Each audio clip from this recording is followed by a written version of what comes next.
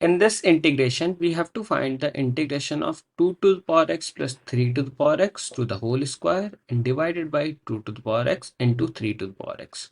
So here you will write a plus b to the whole square. This is the first formula that you will use. That can be written as a square plus b square plus 2ab.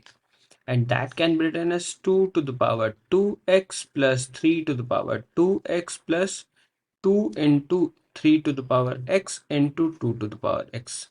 And if I will separate the denominator, you will write as 2 to the power x into 3 to the power x. 2 to the power x into 3 to the power x.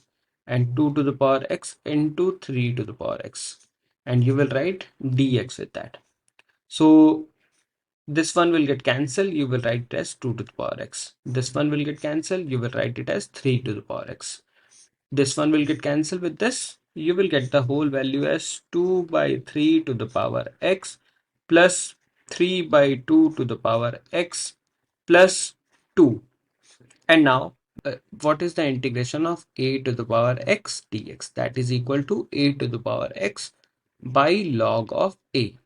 And the whole value will turns out to be 2 by 3 to the power x upon a log of 2 by 3 plus 3 by 2 to the power x upon log of 3 by 2 plus 2x, and then you are having the value as c.